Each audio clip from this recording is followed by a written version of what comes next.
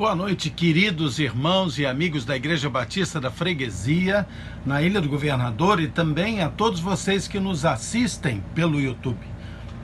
Perdão. Nós estamos aqui hoje falando da palavra de Deus para você, falando das verdades bíblicas nesta noite no nosso culto em família. Vamos ver as razões pelas quais nós estaremos orando hoje.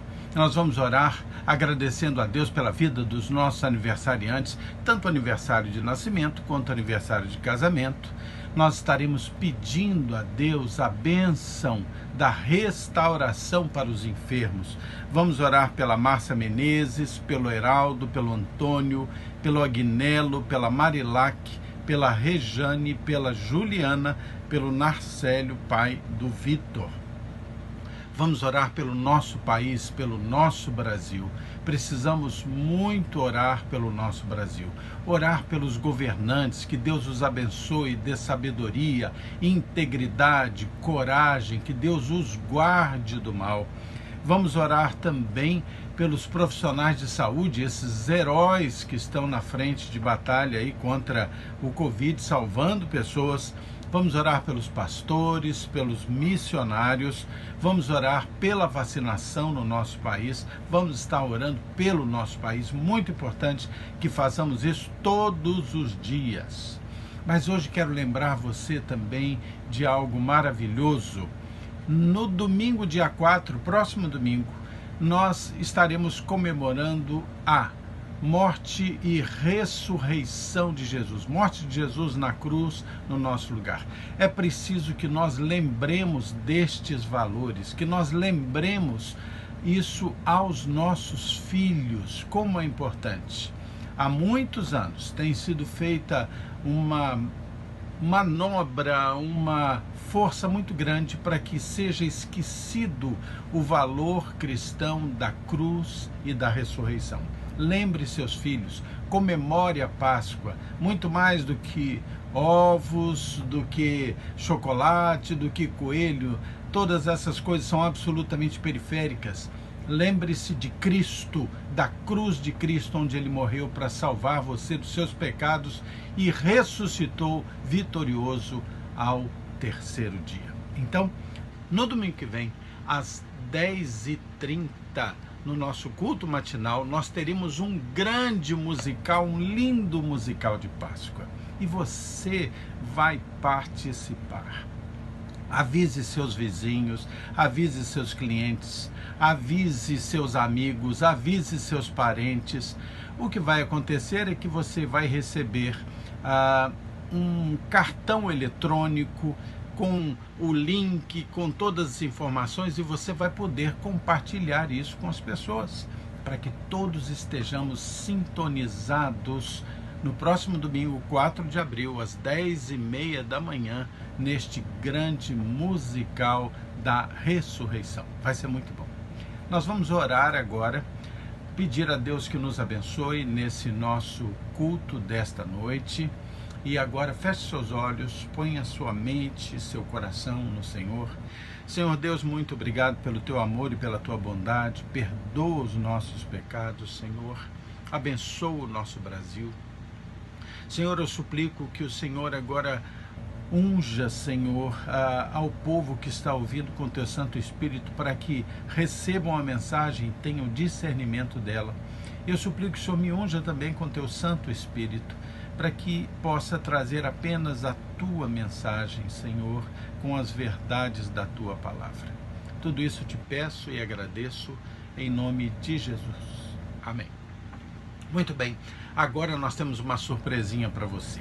Nós vamos passar um pequeno vídeo que vai dar a vocês uma pala do que será o musical.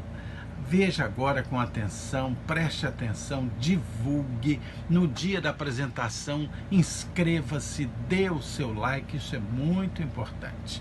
E logo depois da apresentação desta pequena parte do musical que você vai ver agora, nós teremos o nosso momento de cânticos. Vamos cantar, vamos louvar a Deus juntos. E logo depois teremos a mensagem da palavra de Deus. Vamos lá então, não esqueça, 4 de abril, 10h30 da manhã, musical da ressurreição.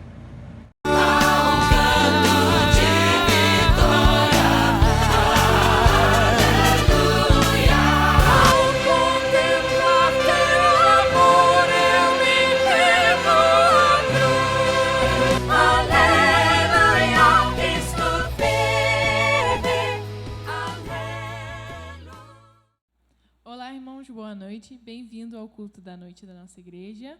Eu vou te convidar agora para o nosso momento de louvor. A gente separou 2 músicas aqui.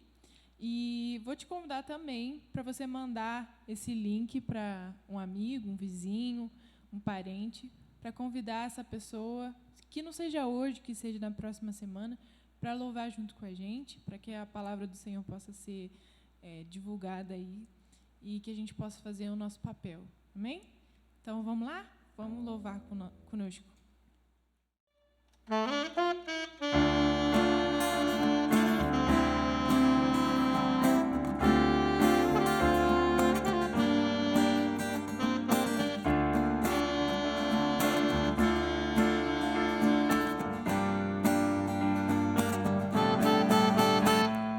Cristo é o Rei de toda a terra, o adoremos. Cristo é o Rei de toda a terra, o louvaremos. Para sempre adoraremos. Aleluia. Para sempre exaltaremos. Aleluia. Cristo é o Rei de toda a terra, o adoremos. Cristo é o Rei de toda a terra, o louvaremos. Para sempre adoraremos. Aleluia. Para sempre exaltaremos. Aleluia. Na cruz, vitória nos deu, vestido de autoridade. A morte não prevaleceu. És poderoso, um Deus de verdade. Na cruz, vitória nos deu, vestido de autoridade. A morte não prevaleceu. És poderoso, um Deus de verdade. Ele vive, Ele reina, Ele é poderoso. Aleluia, Ele ressuscitou. Ele é digno, Ele é santo, Ele é soberano. Sobre a morte, Jesus triunfou. Ele vive, Ele reina, Ele é poderoso. Aleluia, Ele ressuscitou. Ele é digno, Ele é santo, Ele é soberano. Sobre a morte, Jesus triunfou. Cristo é o Rei. Essa segunda música que a gente vai fazer agora, ela é nova pra gente, mas talvez você já conheça, ela é bem conhecida. Aliás, ela é muito bonita. Muitas outras igrejas já fazem há muito tempo, mas a gente decidiu trazer ela agora. Como é a nossa primeira vez fazendo, vocês vão ver que a gente vai ter um pouquinho mais de dificuldade. Eu estou aqui com a letra porque eu não tenho decorada, mas espero que você possa acompanhar com a gente. E Deus sabe que é do nosso coração e a gente vai fazer o melhor para Ele. Amém? No início era a palavra, com Deus Altíssimo.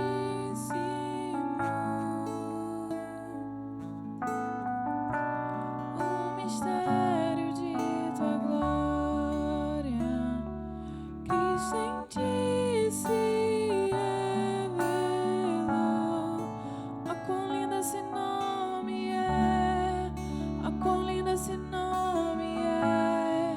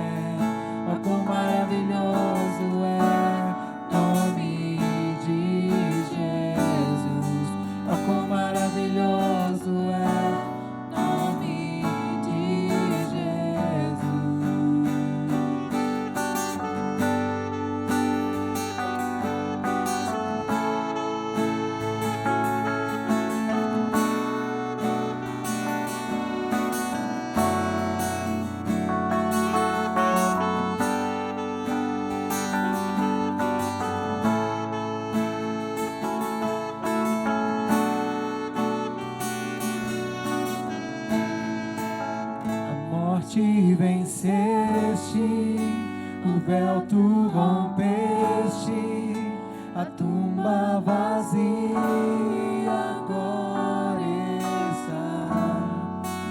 O céu te adora, proclama tua glória, pois ressuscitaste e vives.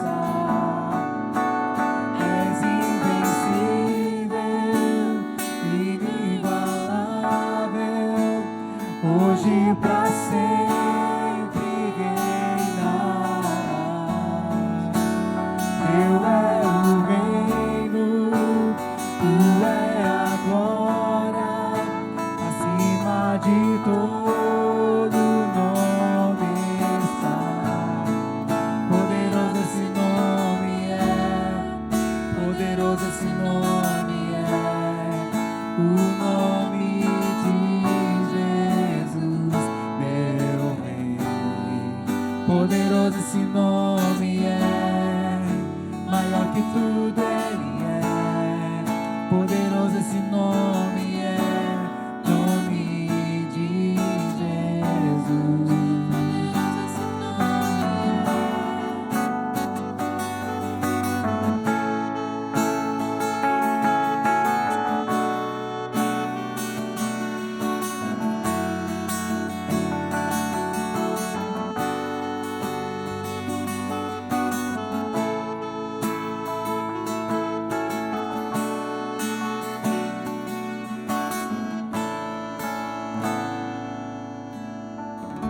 Pai, nós te agradecemos, Senhor, porque Tu és inigualável, Senhor.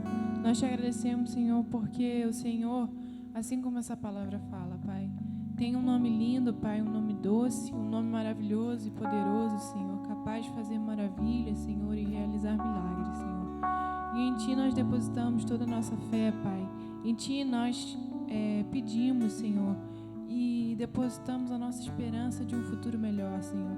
Nós sabemos, Pai, que Tu podes ministrar a cura nesse mundo, Pai, no nosso país, mas tudo depende, Senhor, do tamanho da nossa fé e o quanto nós pedimos para isso, Senhor. Pai, que o Senhor possa abençoar, Senhor, os profissionais da área da saúde, que o Senhor possa abençoar os cientistas, os pesquisadores, os médicos, os enfermeiros, Pai, todos aqueles que estão trabalhando, Pai, na linha de frente nessa batalha, Senhor, contra um mal invisível, Senhor. Um mal que a gente não consegue enxergar, mas que tem tirado tantas pessoas de nós, Senhor. Que tem nos deixado, Pai, isolados dentro da nossa casa, impedidos, Senhor, de trabalhar, Senhor, de abraçar as pessoas e principalmente, Senhor, de estar na Tua casa, Pai, tendo comunhão com os nossos irmãos, Senhor. Algo que a gente sente tanta falta. Mas graças a Ti, Pai, graças à Tua misericórdia, a gente tem a bênção que é a internet, Senhor.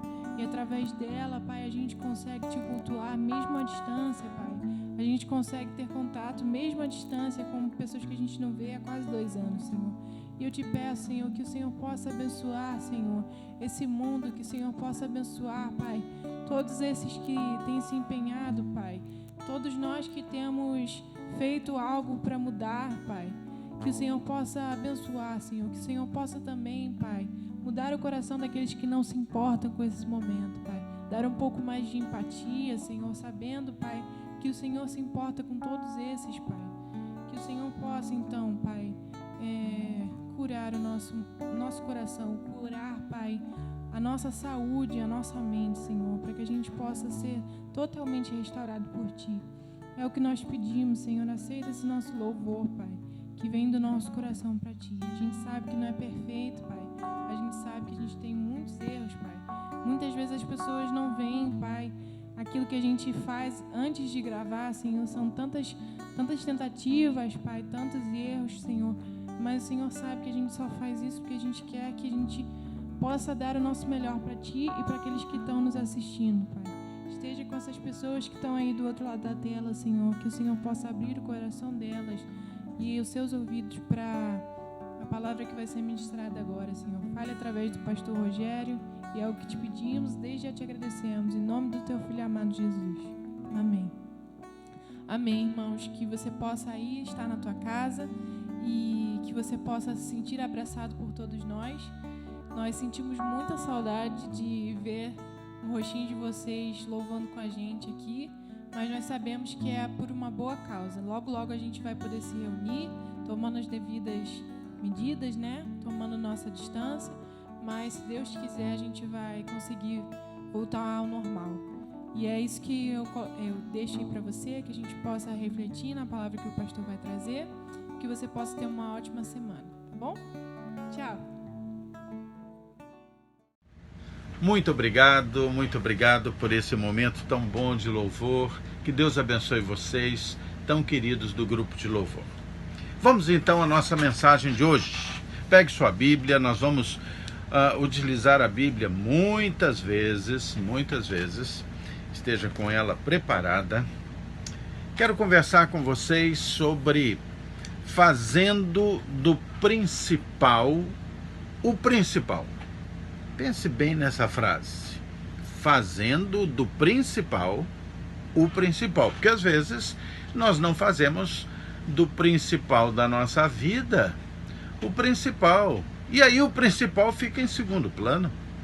Essa frase, fazendo do principal o principal, perdão, foi uma frase que eu aprendi com o pastor Ed Hallock, um pastor muito querido e que tem sido muito importante na minha vida. Essa mensagem que eu estarei trazendo para os irmãos é uma mensagem baseada, logicamente, no texto bíblico, mas também baseada em estudos do pastor Roberto Silvado, esse homem muito especial de Deus, que muito me inspira, muitas vezes me inspira. Muito bem, primeira coisa que eu quero pensar com vocês é o seguinte: na vida é fundamental estabelecer prioridades. Muitas vezes nós não estabelecemos as prioridades, tudo está em primeiro lugar, temos que fazer tudo ao mesmo tempo, tudo é urgente e ninguém consegue organizar a sua vida valorizando todas as coisas como sendo principais. Mas o que é o principal? Quais são os valores mais caros para nós? A sociedade dos países se repete em considerações, às vezes, muito perdidas. Parece que as próprias gerações que se sucedem não têm uma firmeza muito clara sobre o que seja o principal de cada geração, do que seja o mais importante. Por exemplo, a minha geração, a geração que é chamada de geração pós-guerra, ali de 46 a 64, de 1946 a 1964, é chamada então geração pós-guerra. Eu nasci em 1955, bem no meio aí dessa geração.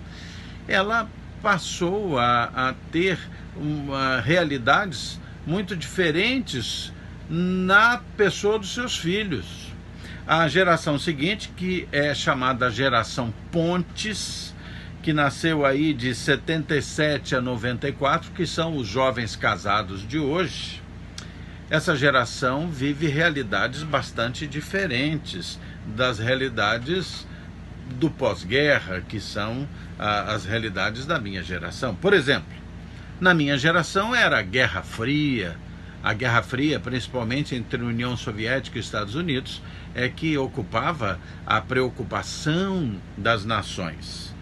Nesta nova geração, de 77 a 94, dos jovens casados de hoje, as guerras não têm mais essa característica. A grande característica das guerras são as guerras regionais. Na geração passada havia ameaça nuclear. Nesta geração é a ameaça terrorista. Na anterior havia crescimento econômico no pós-guerra. Nessa geração é a geração da incerteza econômica.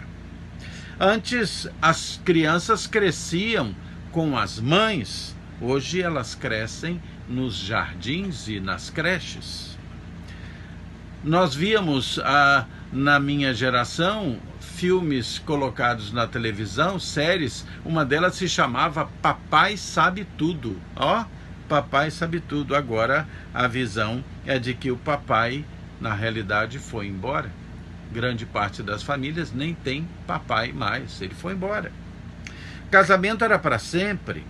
Agora as pessoas muitas vezes se juntam, aceitam com muita tranquilidade o divórcio.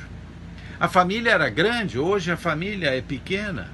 As pessoas tinham como elementos de comunicação principalmente o rádio e a televisão. Hoje elas têm a TV a cabo e já quase não vai se usando. As gerações mais jovens veem tudo na internet. O disco era de vinil, agora ouve-se música no Spotify. O telefone era fixo e analógico, hoje é o smartphone, tudo é pela internet. Antigamente a vizinhança era segura, a gente podia brincar na rua. Hoje a criminalidade é extremamente alta. Antes nós pensávamos isso é certo e isso é errado. Hoje, certo e errado não é mais uma afirmação, mas é uma pergunta. Será certo? Será errado? Talvez. Tudo é relativo.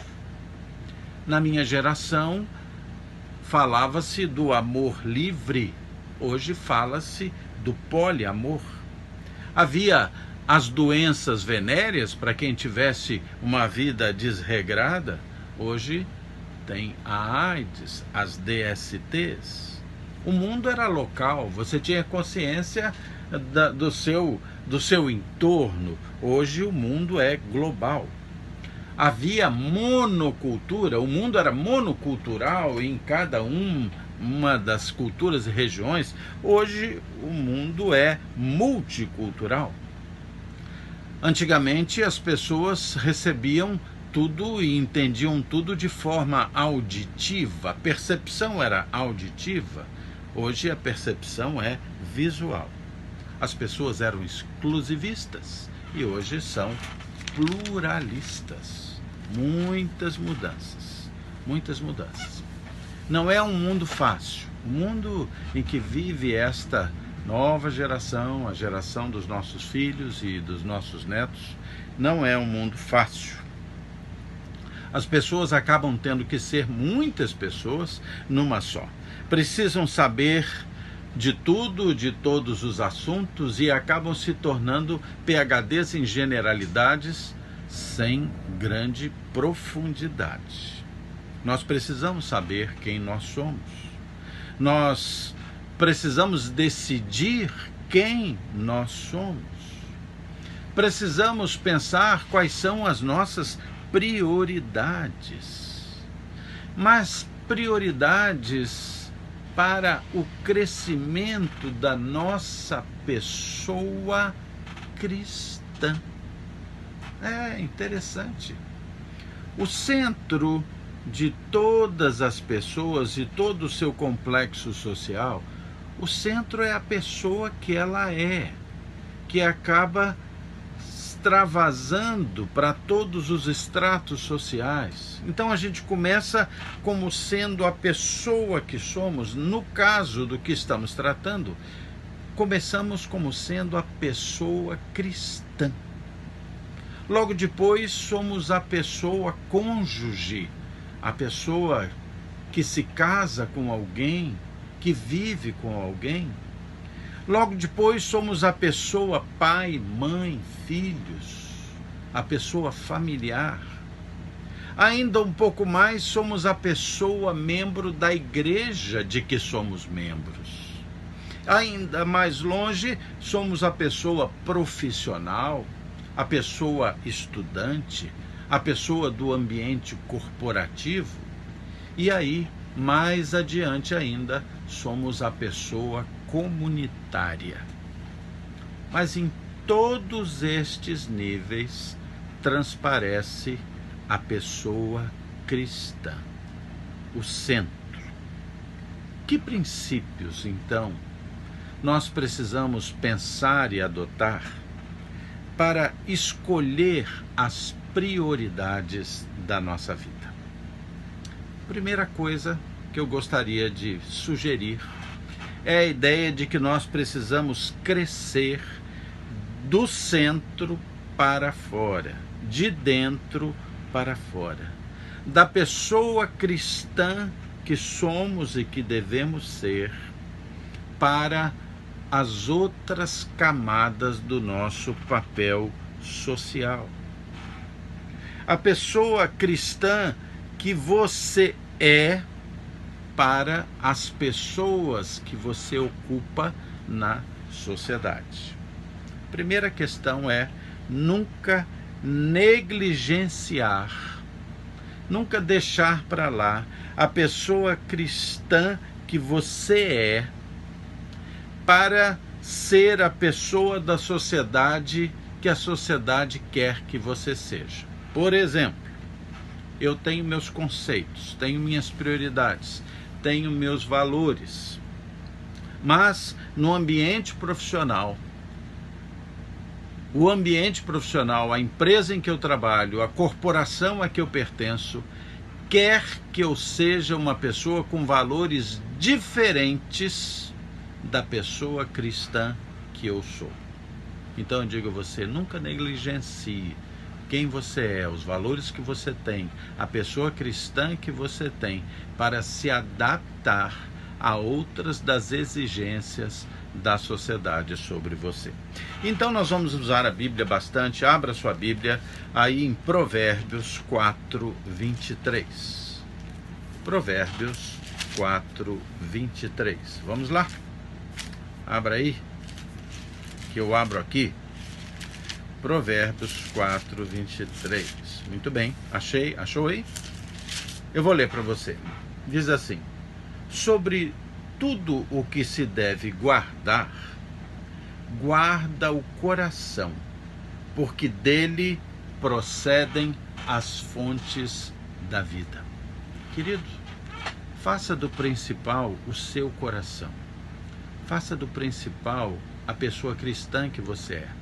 Faça do principal os valores que a sua pessoa cristã tem. Nunca negligencie a sua pessoa cristã para satisfazer as outras pessoas que a sociedade quer que você seja. Nem no casamento, nem na família, nem na membresia da igreja, nem no ambiente corporativo, nem no ambiente comunitário. Nem no ambiente comunitário. Se você tem valores cristãos, valores corretos, não permita que a sociedade corrompa você. A pessoa cristã, eu quero que você caminhe comigo agora por Efésios 2. Abra lá a Bíblia em Efésios 2. Efésios 2. Versículos 19 a 21. Efésios 2, 19 a 21. Olha o que está dito aqui, ó. Diz assim: assim, já não sois estrangeiros e peregrinos, mas sois concidadãos dos santos, e sois da família de Deus, edificados sobre o fundamento dos apóstolos e dos profetas, sendo ele mesmo, Cristo Jesus, a pedra angular da sua vida. 21. No qual todo edifício bem ajustado cresce para santuário dedicado ao Senhor. Primeira coisa que você precisa entender, que se você é uma pessoa cristã, você faz parte da família de Deus. Isso é um enorme privilégio e também uma grande responsabilidade. E o texto diz que você é construído como corpo de Cristo. Você faz parte do corpo de Cristo, com conhecimento, com a sua vivência com Deus, a sua vivência dos valores bíblicos, e que tem Jesus como pedra angular, como centro, valores fundamentais. E é assim que você será, como diz o texto, bem ajustado e viverá crescimento. Por isso é tão importante que nós não negligenciemos os nossos valores como pessoas cristãs para atender às demandas de uma sociedade que tantas vezes caminha por caminhos tortuosos.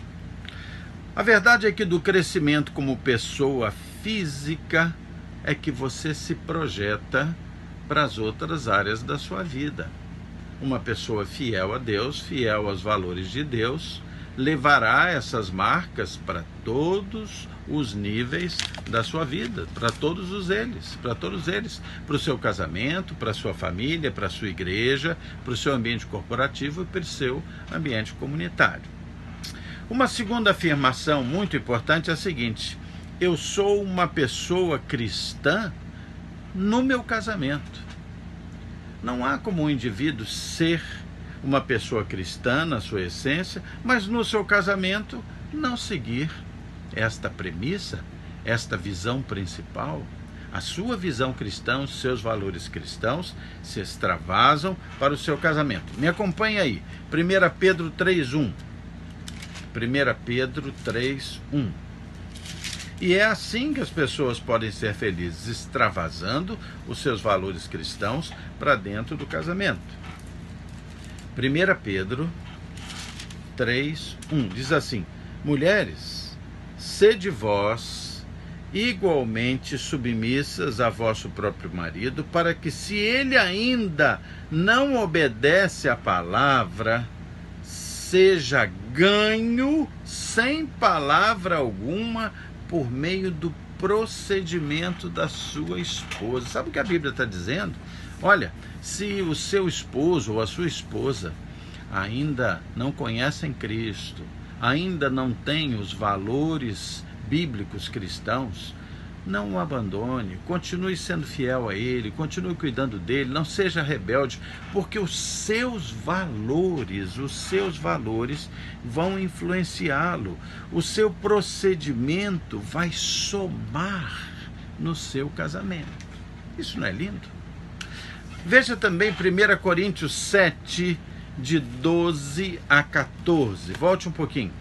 1 Coríntios 7, de 12 a 14.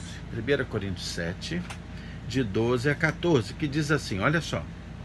Aos mais digo eu, não o Senhor, se algum irmão tem mulher incrédula, ou seja, se um cristão tem uma mulher que ainda não entendeu a vontade de Deus para a sua vida, não aceitou Jesus, e esta consente em morar com ele, não a abandone, permaneça com ela. E a mulher que tem marido incrédulo, e este consente em viver com ela, não deixe o marido, fique com ele.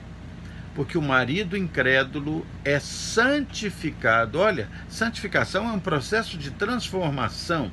É santificado no convívio da esposa. E a esposa incrédula é santificada no convívio do marido crente.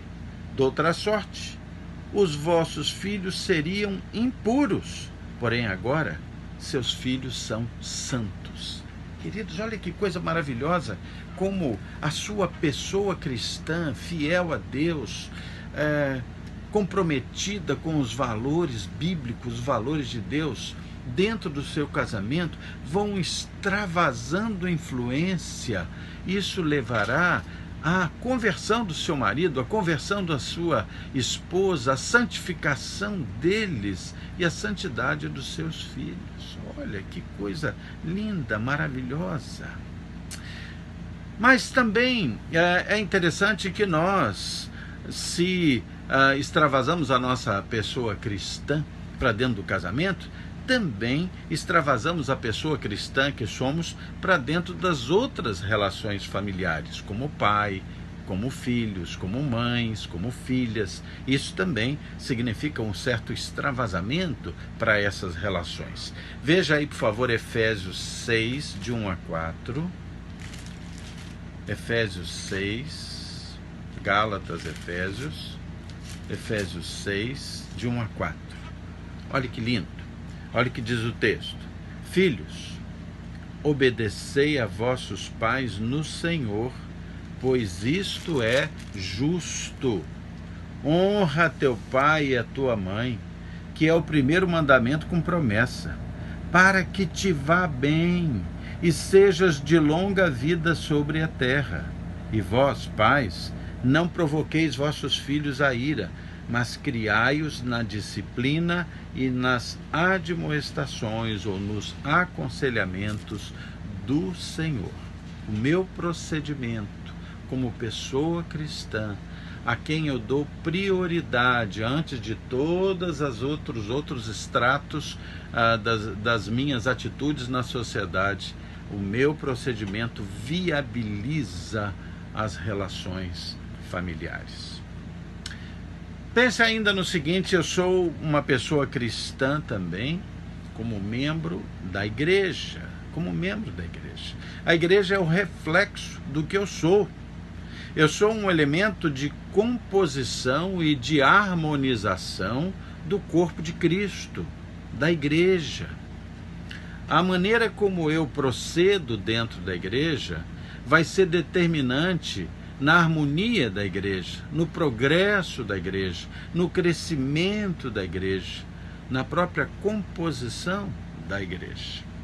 A Bíblia nos ensina que nós sejamos promotores da paz, promotores da harmonia, que nós tenhamos dentro da igreja comunhão, que nós tenhamos misericórdia uns para com os outros.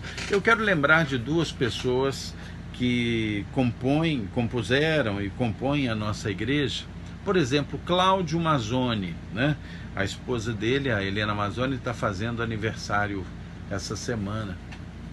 Cláudio Mazzoni já faleceu, mas era tão bonito ver como, quando havia qualquer situação na igreja em que poderia haver alguma rispidez, algum conflito, Cláudio Mazzoni pedia a palavra, e a palavra dele sempre era uma palavra de pacificação, era sempre uma palavra de harmonização, sempre uma palavra otimista, porque a pessoa cristã dele se extravasava nas suas opiniões. Na realidade, a pessoa cristã extravasa virtudes porque a pessoa cristã tem o extravasamento da pessoa de Cristo nela. Outra pessoa na nossa igreja viva, e muito viva, irmã Marlene Miranda.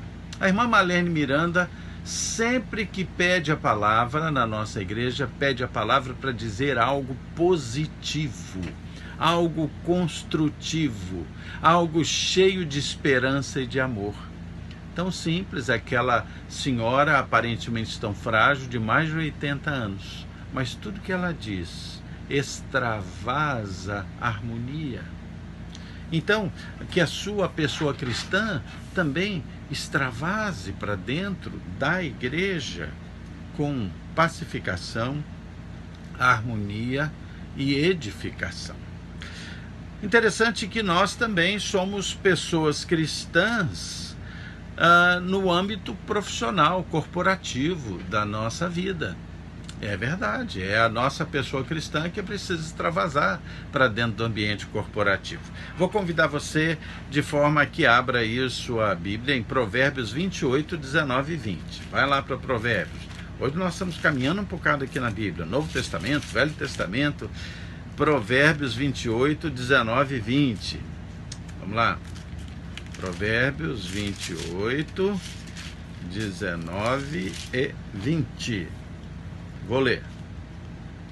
O que lavra a sua terra, ou seja, o que trabalha na sua terra, virá a fartar-se de pão. Mas o que se ajunta a pessoas vadias, se fartará de pobreza. O homem fiel será cumulado, ou seja, será cheio de bênçãos. Será cheio de bênçãos. Mas o que se apressa a enriquecer não passará sem castigo. Aqui no sentido do que se apressa a enriquecer de forma desonesta, acabará passando por castigo. Se a pessoa cristã que somos, ela extravasa dentro do nosso ambiente de trabalho, dentro do nosso ambiente de escolas também, de estudo, se ela extravasa fidelidade, dedicação, isso dignifica a nossa atitude dentro do ambiente profissional. A ética cristã e o espírito capitalista é o nome de um livro que foi escrito no passado por um autor chamado Max Weber, e ele escreveu nesse livro, entre os muitos conceitos, eu não estou fazendo juízo de valor de todos os conceitos, mas um dos conceitos muito importantes era de que o trabalho secular, o trabalho do dia a dia, o trabalho do lixeiro, do engenheiro, do pedreiro, do arquiteto, todos os trabalhos, o trabalho secular é digno. O trabalho secular é digno e tem mais, o trabalho secular é de Deus. Esse homem, quando escreveu esse livro, num tempo em que se considerava o trabalho eclesiástico como santo e se considerava o trabalho secular como impuro, como profano, ele veio escrever e defender que o trabalho do cotidiano é de Deus. Ou seja, nós devemos ser sempre missionários de Deus em todos os lugares em que trabalhamos. Não é o médico, é o missionário disfarçado de médico dentro daquele hospital. Não é o engenheiro de obras civis, o engenheiro civil, é o missionário que está disfarçado dentro daquela construtora como um engenheiro civil. E ali ele extravasa a sua pessoa cristã. Essa é a questão. Mas nós somos pessoas cristãs também, além de sermos no nosso casamento, na nossa família, na nossa igreja, no nosso trabalho. Nós somos pessoas cristãs prioritariamente no meio de toda a sociedade, no meio do nosso entorno. Lembra quando em Atos 6, o Senhor levou os apóstolos a dizer: olha, precisamos trazer pessoas para trabalhar conosco, porque nós não estamos dando conta de servir as mesas, orar, pregar. Então ele disse que escolhamos entre as qualidades, escolhamos pessoas que tenham bom conceito na comunidade. A nossa pessoa cristã deve ser o conceito da própria igreja e, consequentemente, o conceito do próprio Cristo dentro da comunidade em que nós transitamos. Nós somos pessoas cristãs na comunidade. Abra aí sua Bíblia, Mateus 22, 37 a 39. Abra aí. Mateus 22, 37 a 39. Vou ler. Mateus 22, 37 a 39. Respondeu-lhe Jesus: amarás o Senhor teu Deus de todo o teu coração, de toda a tua alma, de todo o teu entendimento.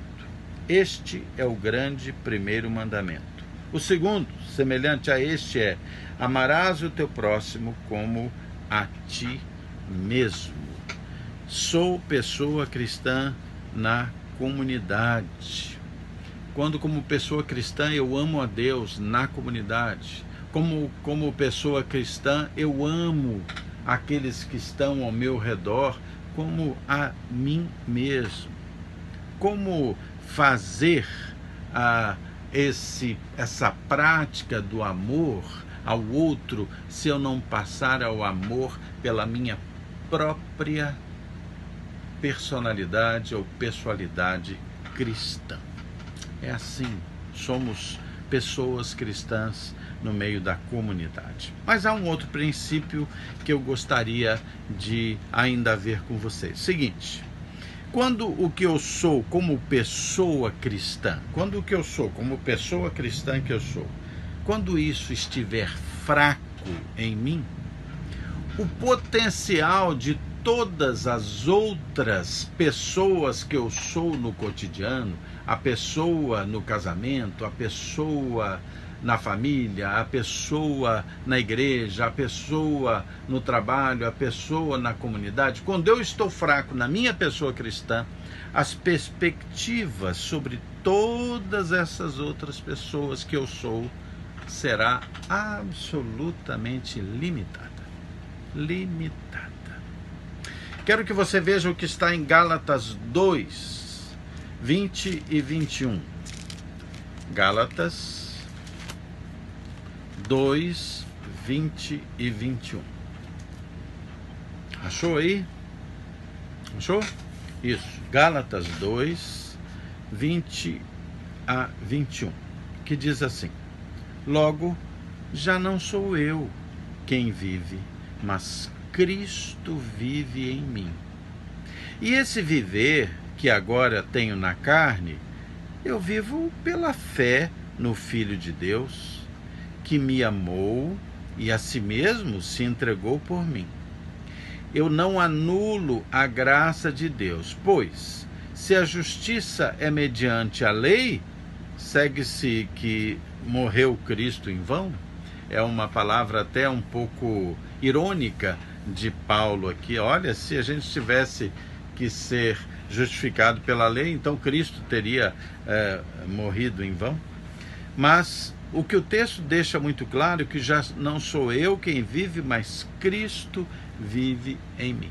Quando a nossa pessoa cristã está firmada nessa verdade que Cristo vive em mim, então todas as funções que eu exerço na sociedade ganham uma tremenda potencialidade. Quando Cristo vive na minha pessoa, eu tenho um novo estilo de vida. Eu tenho uma vida pela fé, eu tenho uma vida em que a graça, ela não está extinta em mim. É a graça de Cristo em mim e passa a ser a graça do Senhor através de mim, que se espalha no meio da sociedade, em todas as pessoas sociais que eu vou viver. Ainda gostaria de ver um princípio com você. Preste atenção.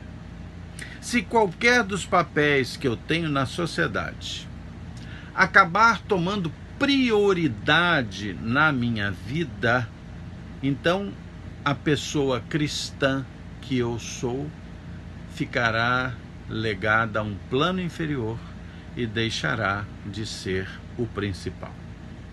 Se qualquer das pessoas que eu vivo na sociedade, a pessoa que eu vivo na comunidade, a pessoa que eu vivo no ambiente de trabalho, a pessoa que eu vivo na família, a pessoa que eu vivo no meu casamento, se qualquer uma delas for prioridade para mim, for mais importante para mim do que a pessoa cristã, do que os valores cristãos que eu tenho, isso será realmente um grande problema. É fundamental aprender a escolher, aprender a estabelecer quais são as prioridades na minha vida. E é fundamental escolher bem, saber dizer sim, saber dizer não, ter opinião, não ser uma vida de absoluta relatividade. Há verdades que são absolutas. E sabe de uma das grandes dificuldades dentro da própria vida é o seguinte: quando alguém apresenta uma coisa obviamente errada para nós, não é difícil dizer isso é mal ou isso é bom. Não é difícil dizer eu não quero isso, ou se a coisa é boa eu quero isso. Uma das grandes dificuldades dentro dessa questão de valorizar a pessoa cristã que eu sou e os valores cristãos que eu tenho é escolher entre o que pode ser bom, mas o que será muito melhor. Você está me entendendo? Se alguém diz assim, olha, pega esse revólver e mata aquela pessoa ali do outro lado da rua, não tem dúvida, eu vou dizer não. Mas se me for apresentado duas escolhas e uma não é ruim, mas a outra é muito melhor, isso é uma escolha mais difícil. Quer ter um exemplo disso? Abra aí sua Bíblia em Lucas 10. Lucas 10, 38 a 42. Lucas 10, 38 a 42. Vamos lá. Lucas 10, 38 a 42. Esse texto que você conhece tão bem, sobre Marta e Maria. Diz o seguinte: indo eles de caminho, entrou Jesus num povoado e certa mulher chamada Marta hospedou-o na sua casa. Tinha ela uma irmã chamada Maria, e essa ficava sentada aos pés do Senhor a ouvir-lhe os ensinamentos. Marta se agitava de um lado para outro, ocupada em muitos serviços. Então se aproximou de Jesus e disse: Senhor, não te importas que minha irmã tenha deixado que eu fique a servir sozinha? Ordena-lhe, pois, que venha me ajudar. Respondeu-lhe o Senhor: Marta, Marta, andas inquieta e te preocupas com muitas coisas. Entretanto, pouco é necessário, ou mesmo uma só coisa. Maria, pois, escolheu a boa parte, e esta não lhe será tirada. Jesus, então, quis dizer, ele não fez uma censura porque Marta era muito agitada e trabalhadora. Não foi uma censura. Mas ele censurou que ela não deu a devida prioridade na sua vida ao que mais importava. Não fez do principal o principal. Jesus não condenou Marta, mas condenou a sua escolha. Então, como pessoa cristã, nós temos que estabelecer as prioridades. Estive falando recentemente sobre as perguntas que Jesus não fará, certamente, a pessoas que baterem na porta do céu. Senhor, eu quero entrar no teu céu. A minha vida física acabou, eu morri e agora eu quero entrar no seu céu. Jesus não vai perguntar para você assim: vem cá, qual é a sua conta no banco? Quanto você guardou de dinheiro? Jesus não vai perguntar: olha, me diz uma coisa aí, você tem diploma de quê, hein? Jesus não vai perguntar isso, nem vai perguntar: vem cá, você é de que país? E qual é a sua raça? Quem é a sua família? Qual é a sua denominação? Ele não vai perguntar isso. Tem algum problema a gente trabalhar honestamente e pôr dinheiro no banco? Não, não tem. Tem algum problema a gente estudar e fazer bacharelado, mestrado, doutorado, pós-doutorado? Tem? Não, isso é bom. Tem algum problema a gente frequentar uma igreja, gostar de uma denominação? Não, nenhum problema. Mas há questões que são mais importantes do que essas. Arrependimento dos pecados, crer no Senhor Jesus como Senhor e Salvador, cuidar de pessoas. Pessoas são mais importantes do que coisas. Então, o que nós estamos aqui pensando é que a pessoa cristã que eu sou tem que aprender a estabelecer as prioridades, o principal, fazer do principal o principal na sua vida cristã. Um último princípio que eu gostaria de tratar hoje com vocês é o seguinte: quando nós acertamos as prioridades na nossa vida, nós certamente experimentamos um maior grau de alegria, de satisfação, de segurança, de paz na nossa vida. A nossa vida, não só a minha, mas a sua também, de todos nós, tem duas áreas principais. Uma é a área visível e outra é a área não visível. Por exemplo, a área visível é tudo aquilo que eu faço no dia a dia, o que eu digo, as pessoas ouvem, essa é a área visível. Mas a área invisível é aquilo que eu realmente sou, aquilo que é a minha construção, os valores da minha construção pessoal. É, na realidade, muito mais importante ser do que parecer ser. A vida deve ser resultado do que você é, deve ser fruto da construção da sua relação com Deus. E não, a sua vida tem que ser o fruto da expectativa da sociedade ou das pessoas sobre você. É importante que você seja a pessoa cristã que tem uma relação com Deus, com a sua palavra, que se arrependeu dos seus pecados, que vive uma vida segundo a vontade de Deus. Eu devo investir em ser uma pessoa, ou será a pessoa que Deus quer, mesmo que com as minhas características, mas a pessoa que Deus quer. Gosto muito da expressão de Paulo que diz: sede meus imitadores, como eu sou imitador de Cristo. É muito mais importante ser do que apenas parecer ser.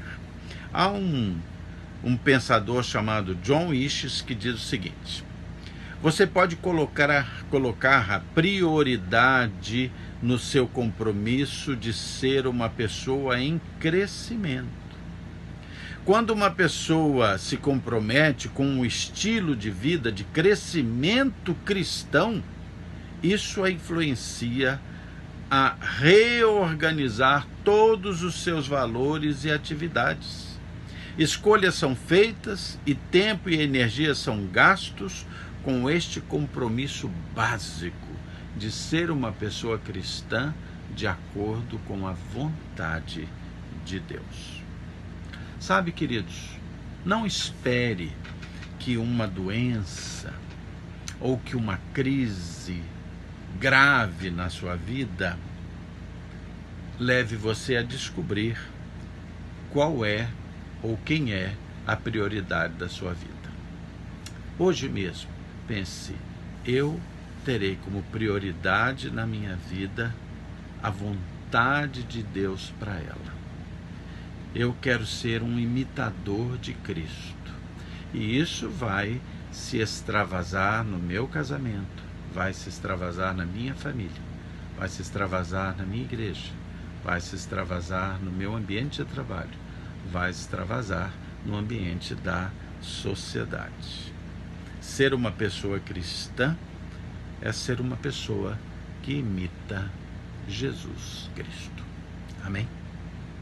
Vamos orar, vamos fechar nossos olhos, vamos pedir que Deus nos abençoe e nos oriente para que a cada dia nós façamos do principal o principal na nossa vida. Feche seus olhos. Senhor Deus, muito obrigado, Senhor, pelo teu amor e pela tua bondade. Perdoa as nossas faltas, Senhor. Que o teu Santo Espírito possa falar ao nosso coração e à nossa mente. Lembro quando a tua palavra lá em João 14 mostra Jesus dizendo: olha, eu vou deixar o Espírito Santo, que vai lembrar vocês das coisas que eu disse, que vai ensinar vocês. O Consolador, o Paracleto. Senhor Deus, que o Espírito Santo nos oriente para adotar caminhos na nossa vida que sejam da tua vontade, para que nós sejamos pessoas que influenciam de forma extremamente positiva toda a sociedade. Ensina-nos, Senhor, a entender, a compreender e a escolher aquilo que seja principal na nossa vida, na nossa pessoa cristã. Ajuda-nos, Senhor, eu te peço, a que façamos bem a escolha do que seja o principal, que façamos do principal o principal na nossa vida, Pai. Em nome de Jesus. Amém. Queridos, que bom estar com vocês, que Deus os abençoe e nós vamos estar juntos na próxima programação da Igreja Batista da Freguesia. Nos vemos lá. Até lá.